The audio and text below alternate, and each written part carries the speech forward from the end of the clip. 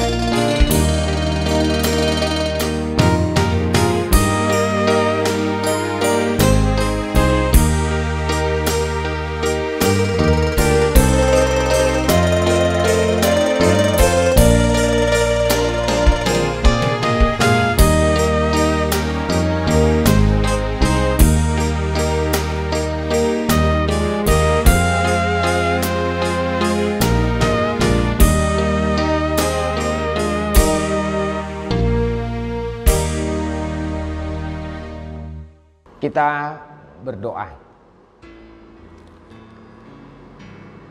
Kasih karunia Allah Bapa serta anaknya Tuhan Yesus Kristus dan anugerah Roh Kudus menyertai Anda semua. Amin.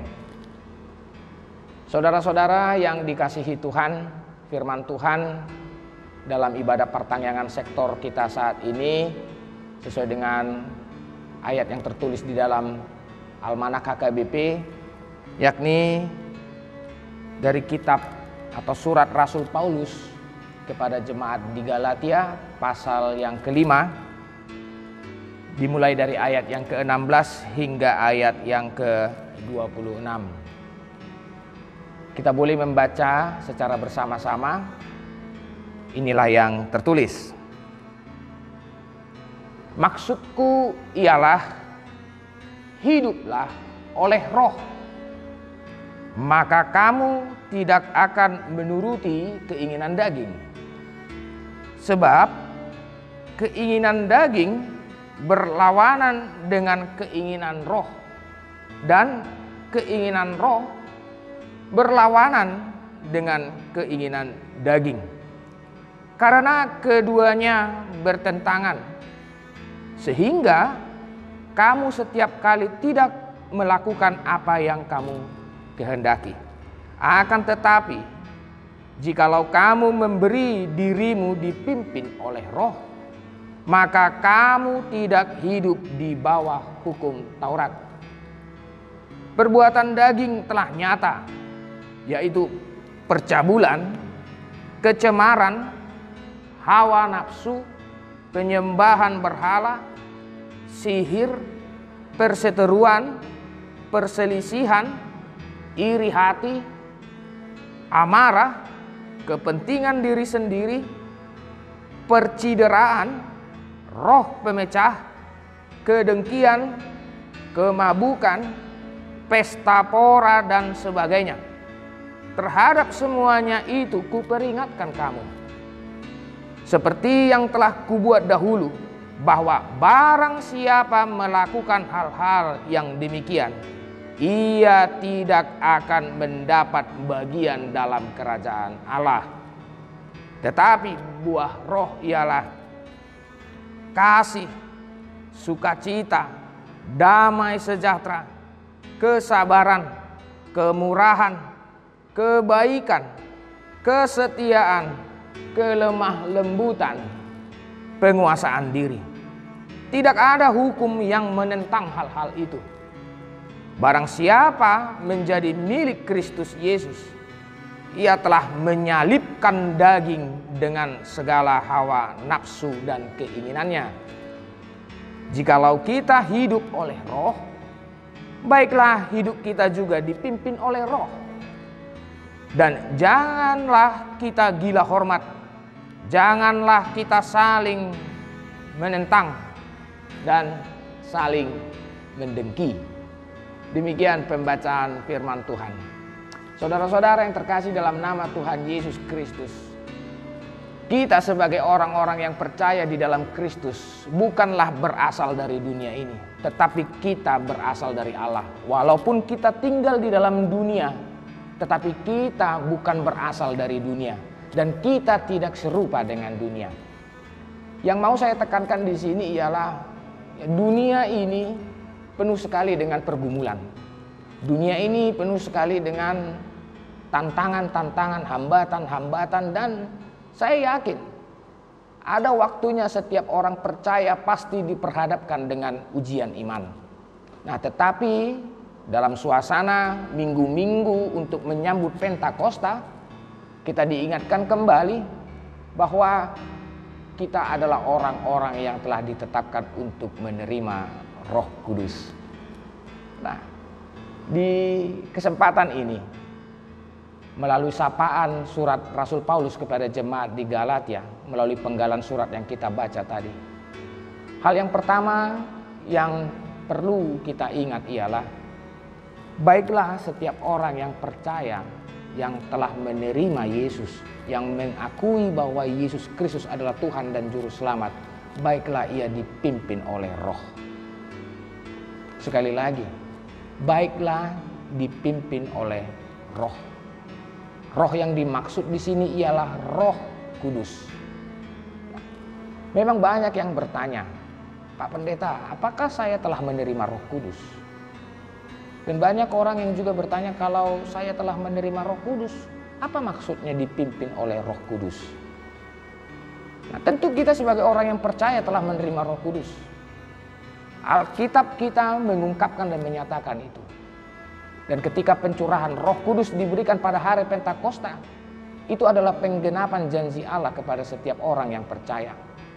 Kitab Yehezkiel, kitab Yeremia, dan ada baiknya kita membaca dari kitab Joel pasal yang kedua, ayat yang ke-28 hingga ayat yang ke-29. Saya mengundang Anda untuk membuka Alkitab. Joel pasal yang kedua, ayat 28 dan 29, ini yang tertulis, saya baca.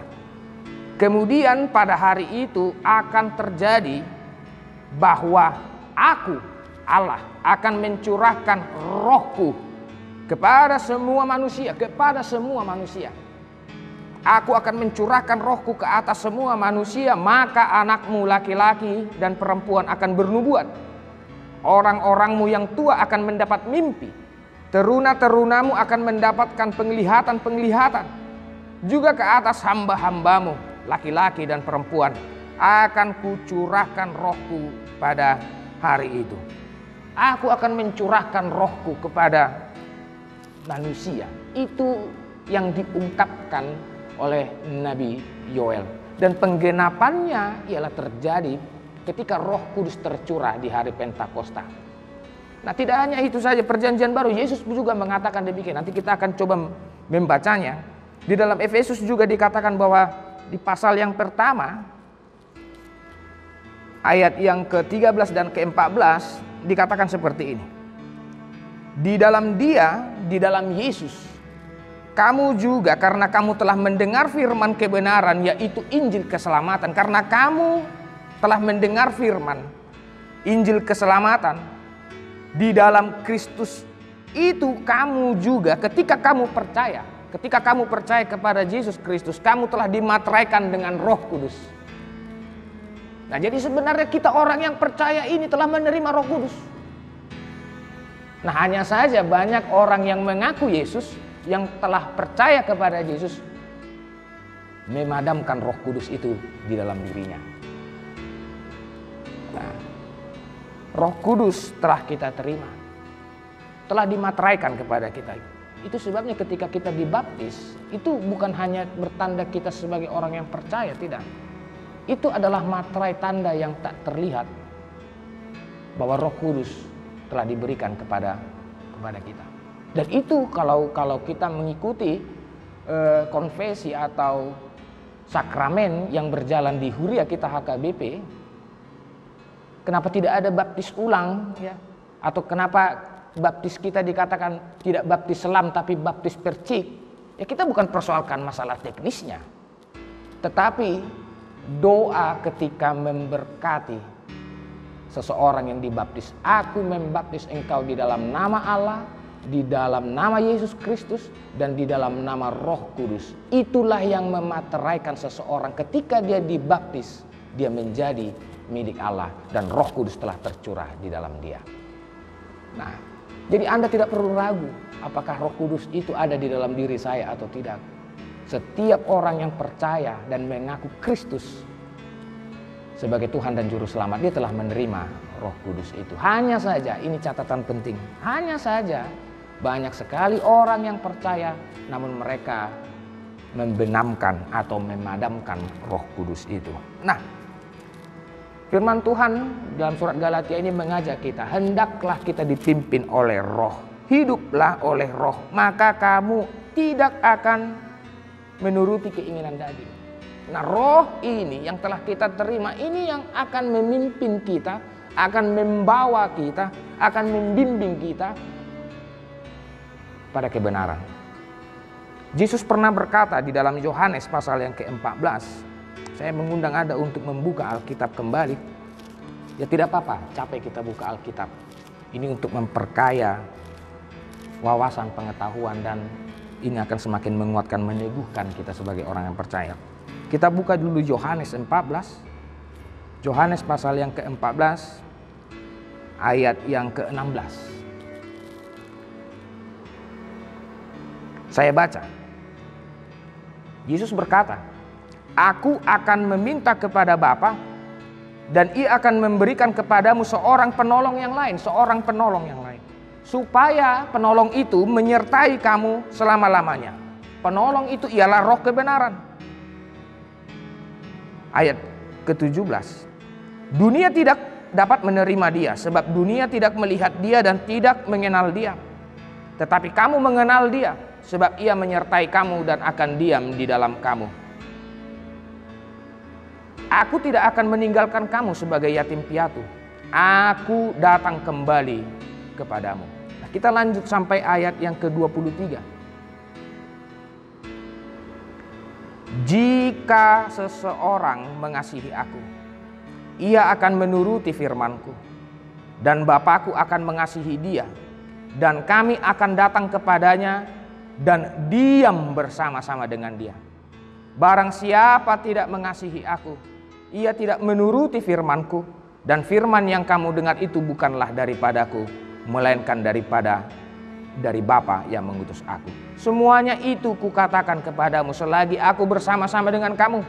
Tetapi penghibur, ayat 26, tetapi penghibur, yaitu Roh Kudus yang akan diutus oleh Bapa dalam namaku, dialah yang akan mengajarkan segala sesuatu kepadamu dan akan mengingatkan kamu akan semua yang telah kukatakan kepadamu. Nah, Roh Kudus ini akan memimpin kepada segala yang pernah Yesus katakan. Akan memimpin kepada kebenaran. Akan menolong kita untuk semakin tetap fokus. Tetap fokus kepada apa yang Yesus kehendaki. Itu sebabnya di dalam surat Rasul Paulus kepada jemaat di Galatia ini, ya, jikalau memang kita telah menerima Roh Kudus, jikalau kita telah menerima Roh Kudus dan kamu telah dipimpin oleh Roh itu, di ayat 18 dikatakan kamu tidak hidup di bawah hukum Taurat. Karena apa? Karena hukum Taurat itu bukan dasar kebenaran yang akan menyelamatkan kita. Karena hukum Taurat itu bukan menjadi alat atau cara bagi kita untuk menerima pengampunan dosa. Tetapi Roh Kudus itu yang telah kita terima, Dia yang akan membimbing, menuntun kita untuk mengenal jalan keselamatan itu dan hidup di dalam keselamatan. Nah, dalam dua hal tadi yang saya terangkan, ini memperkaya kita. Nah, kita dipimpin oleh Roh. Ketika kita dipimpin oleh Roh, kita tidak lagi terikat dengan keinginan daging. Walaupun kita memang tinggal di dalam dunia ini, kita masih membutuhkan hal-hal yang sifatnya kedagingan seperti makan, ya seperti apa lagi? Ya kita butuh uang dan segala berkat yang kita terima pun berkat dalam bentuk hal-hal yang dunia. Nah, tetapi yang dimaksud di sini duniawi ialah keinginan atau hawa nafsu yang bisa memisahkan, memecahkan kita atau membawa kita kepada kehancuran selama tinggal di dunia ini. Orang yang dipimpin oleh Roh Kudus mengetahui apa yang menjadi kehendak Allah untuk dilakukan atau tidak. Nah, saudara-saudara yang terkasih di dalam nama Yesus Kristus, berbicara tentang Roh Kudus itu berbicara tentang kuasa atau berbicara tentang suatu daya yang hidup dalam elemen. Kita memiliki tubuh, tetapi Roh Kudus yang tinggal di dalam diri kita ini mendorong kita, menggerakkan kita, memberi kuasa kepada kita, memberi daya hidup kepada diri kita untuk melakukan hal-hal yang sifatnya kudus. Nah, ini adalah pilihan bagi kita bahwa apakah kita masih tetap terus memandang dan diam di dalam Roh itu, ataukah kita melepaskan diri dari kuasa Roh dan tinggal di dalam keinginan daging. Bahwa keinginan daging itu seperti yang dikatakan oleh Rasul Paulus di ayat yang ke-19. Ya, segala macam penyembahan, sihir, percabulan, kecemaran, dan ini tidak pernah ada mendatangkan sesuatu hal yang baik dalam hidup kita. Keinginan daging tidak pernah mendatangkan sesuatu hal yang baik bagi diri kita. Justru menghancurkan kita dan membuat kita semakin terpisah dari Tuhan dan menggagalkan kita. Dunia ini ingin menghambat kita. Dunia ini menawarkan berbagai hal yang bisa membawa kita pada kerusakan hubungan dengan Tuhan. Nah, sama kalau kita ingat di dalam minggu yang lalu khotbah Minggu Eksaudi tentang orang yang buta. Dunia ini memang menginginkan kebutaan mereka. Dunia ini memang menginginkan supaya jangan ada perjumpaan antara orang buta itu dengan Yesus. Tetapi apakah kita ingin terhambat, terpengaruh, dan digagalkan oleh keinginan dunia ini atau tidak? Itu adalah Roh Kudus yang memimpin Anda. Dan ketika Anda dipimpin oleh Roh Kudus, maka Roh inilah yang akan memerdekakan dan membebaskan Anda untuk tidak mau terpengaruh, tidak mau terikat atau tidak mau terhambat, supaya melakukan apa yang dikehendaki Allah untuk Anda kerjakan di dunia ini. Dan yang kedua, melalui surat ini Paulus mau mengingatkan kita supaya kita menghasilkan karya atau buah yang dikehendaki oleh Roh Kudus itu sendiri. Nah, artinya seperti saya katakan tadi bahwa Roh itu adalah suatu kuasa, suatu daya hidup. Nah, bagaimana ketika Roh Kudus yang telah kita terima ini semakin kita nyatakan dalam tindakan atau perbuatan kita, bahkan dalam keseharian kita sehari-hari.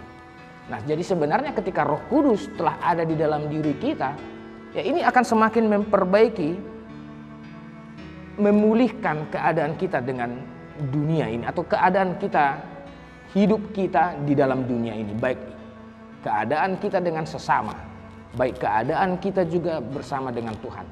Nah, Roh Kudus ini memulihkan, memperbaiki keadaan yang rusak. Itu sebabnya mengapa dikatakan ya buah dari Roh itu sebenarnya tidak hanya 9 buah Roh ini saja. Masih ada yang lain, walaupun ya kasih, sukacita, damai sejahtera, kesabaran, sampai pada penguasaan diri, ya, itu mendatangkan sesuatu hal yang memulihkan keadaan kita dengan sesama kita. Dan itu tidak bertentangan dengan hukum apapun yang ada di dunia ini. Nah, Roh Kudus mengarahkan kita untuk melakukan hal-hal, kalau firman Tuhan katakan di dalam 1 Yohanes pasal yang kedua, ini mengarahkan kita untuk melakukan seperti yang Yesus kerjakan. Yesus mengerjakan kasih, Yesus mendatangkan sukacita, Yesus mendatangkan damai sejahtera, dan Yesus mendatangkan kebaikan. Dia menunjukkan kesabaran, dia menunjukkan kesetiaan, kelemah lembutan.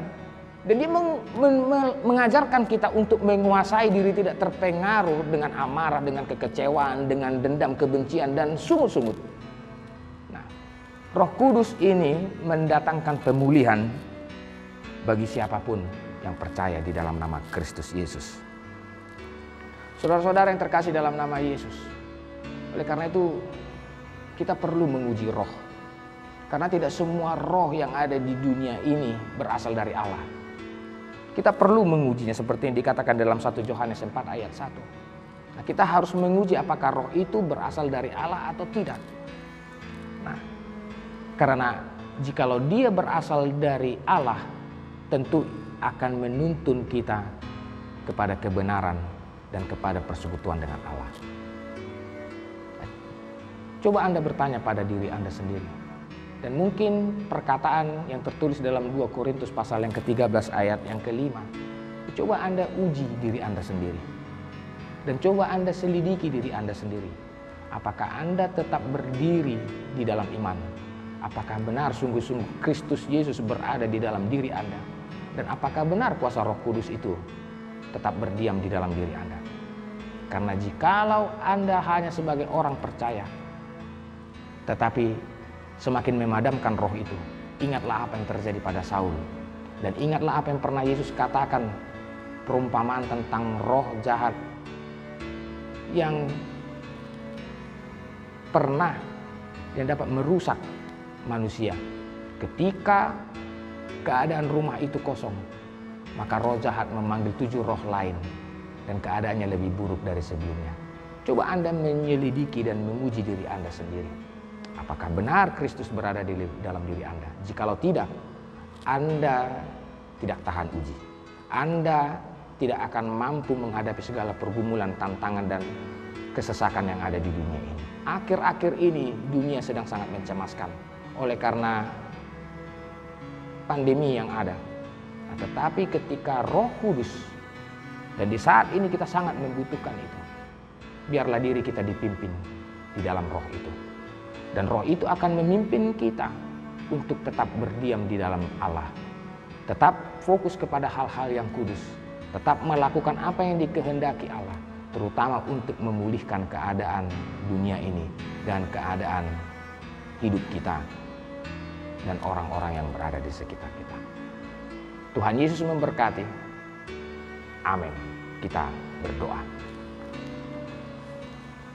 Kami sungguh berbahagia oleh sapaan firman yang bisa kami dengarkan saat ini dalam ibadah persekutuan pertanian sektor yang dilaksanakan di Gerejamu HKBP Limo. Walaupun kami tidak dapat berjumpa secara langsung saling bertatap muka, tetapi kami yakin Tuhan bahwa Roh Kudus-Mu melampaui segala perjumpaan itu.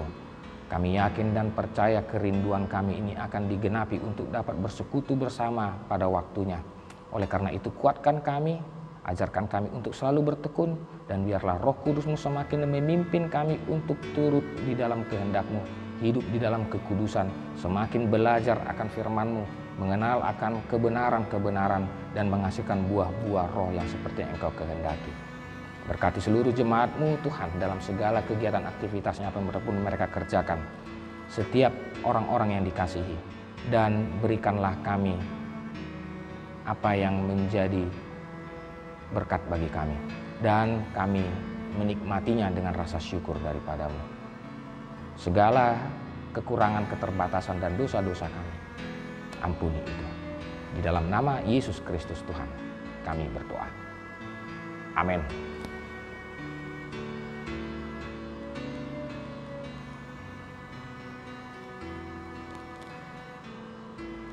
Saudara-saudara yang terkasih dalam nama Tuhan Yesus Kristus, kita bernyanyi dari buku NDHKBP nomor 437 ayat 1 dan 2.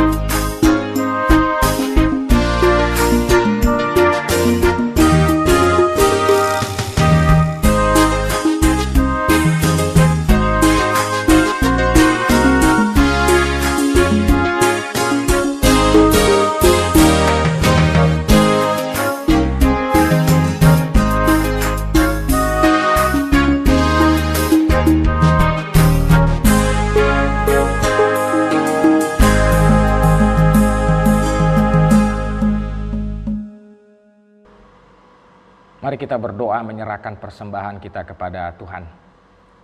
Ya Allah, Bapa kami yang di sorga, kami mengaku bahwa Tuhan adalah sumber dari segala karunia yang melimpah di dalam kehidupan kami masing-masing.